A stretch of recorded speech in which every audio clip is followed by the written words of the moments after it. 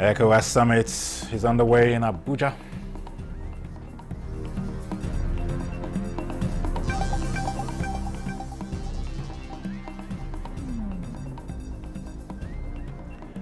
NDLEA intercepts illicit drug shipments in auto parts.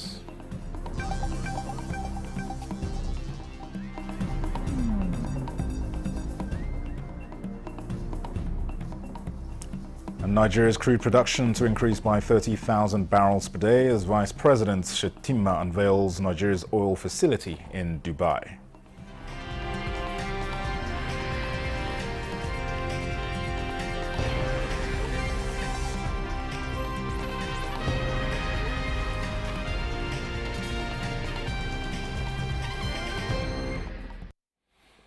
Hello and welcome to the news desk at 3 on NTA News 24. We're live in Abuja. I am Dennis Adegunloye. This is an abridged version of the news for obvious reasons. The just concluded or ongoing ECOWAS summit. And this is where we begin, where the 66th ordinary session of the ECOWAS Authority of Heads of State and Governments is ongoing in Abuja. Nigeria's President Bola Tinubu and ECOWAS Chairman says previous leaders have helped keep the vision of the regional bloc alive and says the strength of the region lies in its unity. The summit is to be chaired, as we said, by the President, and the agenda for the summit is on issues relating to inter-regional trade, peace and security in the African sub-region, particularly the decisions of Burkina Faso, Mali and Niger that have decided to opt out of the bloc. President Tinubu recently promised to deploy all diplomatic means possible to convince the three countries to stay united under ECOWAS. Now, in a major gain for the Tinubu administration's oil sector reforms, Nigeria's Oriental Energy Resources Limited has unveiled a $315 million floating production storage and offloading vessel in Dubai to boost Nigeria's oil production capacity. Vice President Kashim Shettima described the facility as more than just a maritime infrastructure project, but a pointer to the success of President Tinubu's reforms in Nigeria's growing global influence. State House correspondent Abdurrahman Jibrilla reports. This is a monstrous masterpiece, the best of its kind to be acquired by an indigenous oil production company. The vessel, with a storage capacity of 1 million barrels, which will kick off with an initial production of 17,000 barrels per day before increasing its production capacity to 30,000 barrels per day, is expected to depart for Nigeria in the first quarter of 2025 and commence production at the Okok oil field in the first half of 2025. Vice President Kashim Shettima pointed out that what sets Nigerians apart is not merely the audacity of their ambition, but their unique understanding of where the world is heading to. We are redefining our master plan for economic growth. I assure you that Nigeria stands ready to support interventions like this, which align with our vision for expanding hydrocarbon exploration, storage, and refining. This FPSO bezel symbolizes a future where Nigerian ingenuity meets global demands and will be here every step of the way to ensure its utility and success. The vessel is a critical link in Nigeria's ambition to optimize productivity, enabling the country to become a central hub for hydrocarbon demands in both domestic and global markets, commending Mohammed Indemi for his remarkable contributions to the industry. 14 years ago, we commissioned one big one here, Nokadon. And 12 years ago, we commissioned one big one, which is working right now, the same size with this, in China. You know, when the statement is made, you don't appreciate the statement. But when you understand the idea of the level of investment that has been made to achieve this, and the amount of local content that was added to achieve this, and the amount of believing in Nigeria to add the local content to achieve this, that is when you will give kudos to this gentleman for believing in Nigeria. This would stimulate economic growth. This would stimulate job opportunities to many Nigerians. And indeed, this will ensure steady growth and development of the Nigerian economy. This partnership aimed at developing the vessel to become the center of excellence not only for Nigeria, but for the entire coast of Africa. As Nigeria's home-based refineries come alive, vessels like this will be instrumental in maximizing the nation's production capacity and driving economic growth. Abraham Jibrila, NTA News. A multi-billion naira worth of shipments of methamphetamine and loud, as well as a strong synthetic strain of cannabis concealed in automobile spare parts imported from Canada, have been intercepted by operatives of the National Drug Law Enforcement Agency, NDLEA. The agency says the consignments were intercepted at the Tinkan seaports in Lagos after months of intelligence-driven tracking of the cargoes across the 3 continents meant for distribution during the Christmas and New Year festive season.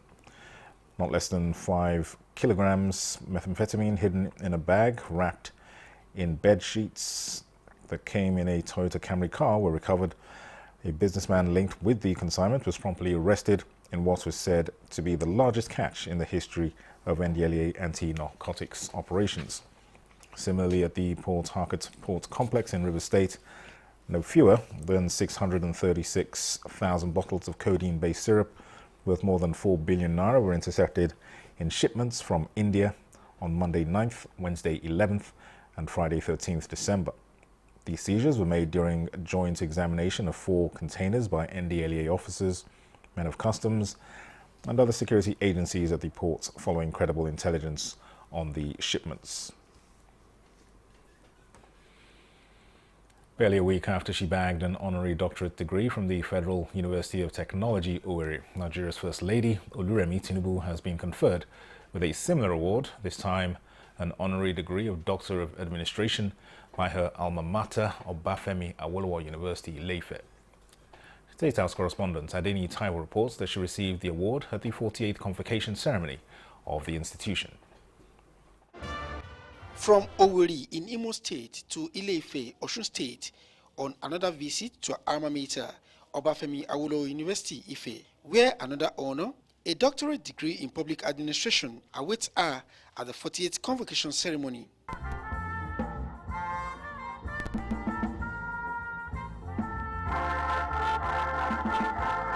The award is for those deemed eminently qualified by one of the foremost universities in the country, and a citation tracking her achievements and contributions as a philanthropist, lawmaker, and impactful alumnus of the university provided proof and showed cause for the conferment. Coming from her alma mater, the award is special, and her decoration, along with 4 other eminent Nigerians, is a call for her and other graduates to do more in the service of the country and humanity.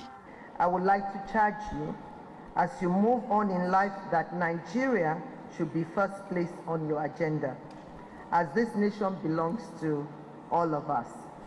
We must all be united and committed to nurturing it to reap the good of this land. Do not be afraid to dream big and never forget love for country. A 200 million naira endowment fund to the institution highlights our commitment to education and infrastructural development of our former school. I was speaking to NIDA, and they have agreed to donate an innovation nest to the Faculty of Technology through National Information Technology Development Agency. We are going to try to get shuttle buses. So, and those are the ways, and you that are going, I charge you all to do the same. Don't forget the school. You have gotten additional certificates today.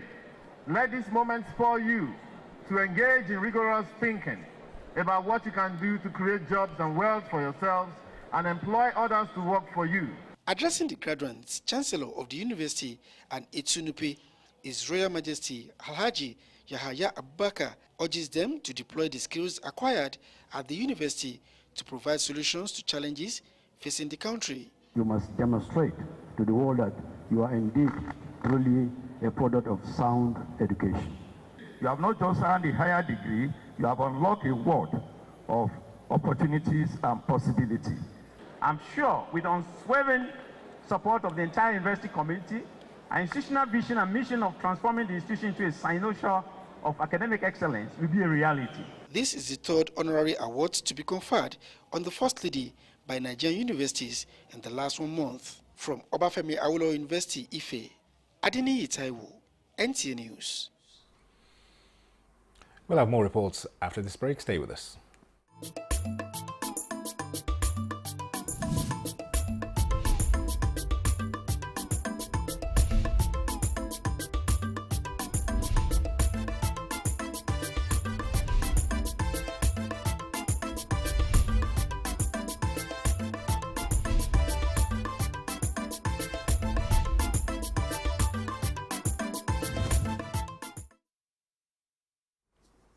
Welcome back.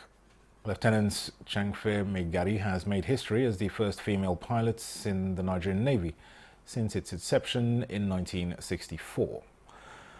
The Navy pilot's journey began in 2016 when she graduated from the Nigeria Defence Academy and was commissioned as a sub-lieutenant, later serving aboard the Nigerian Navy ship Unity. Commending Lieutenant Megari and presenting an award to her and other recipients at the just concluded ceremonial sunset in Port Harcourt, the Chief of the Naval Staff, Vice Admiral Emmanuel Ogala, said Megari's achievements come as no surprise. The lieutenant graduated in 2016 as the best graduating cadet in academics, earned the Gold Medal Navy Award, and in 2019 completed a sub-lieutenant technical course as the overall best.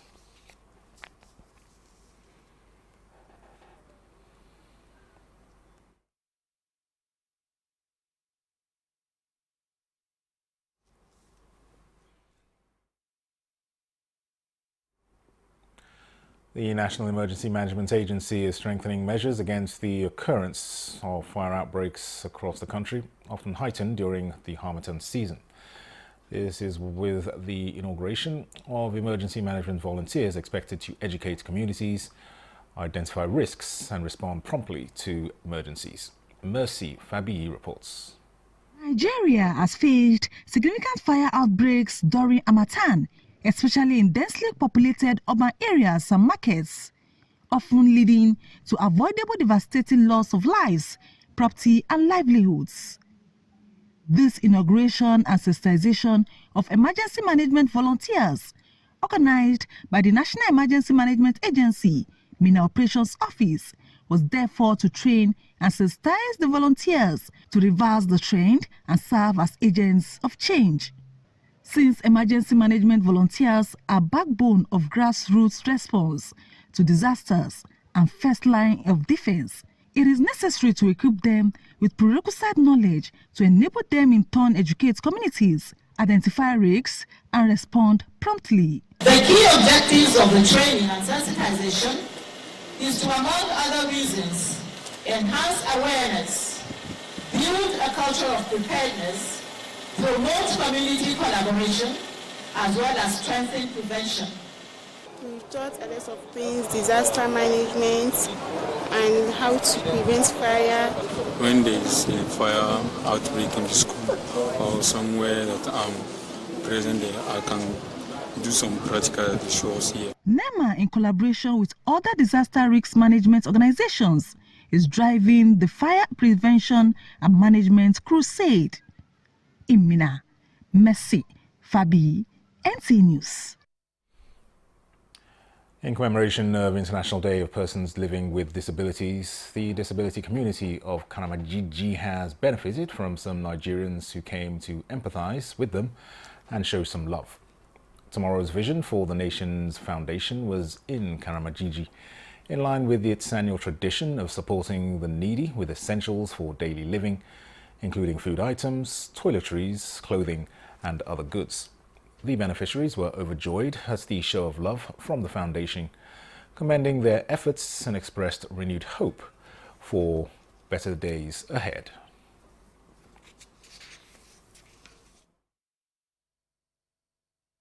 It's a great joy and a privilege for us as well to always come to you people. It is not by our doing, it's just God that has sent us to come here all the time that we come here. There are other places too that we go to, but Karamajiji is one place that I love coming because of the people I meet here. As you come for us today, all of us, we are happy. Why? Because we think that you are coming before you said it. Why? Because you always come here to empower our community, especially women and girls. Thank you very much, and we appreciate your coming. We really appreciate these people who can help us today, Saturday. God bless them. We know this is a festive period, and this is an opportunity for us to give and then put a smile on people's faces. At least let them also feel that we are in the festive period. And that concludes the news desk at 3 on NTA News 24. Thanks for watching. I am Dennis at Dignity. We'll have a fuller bulletin at 6.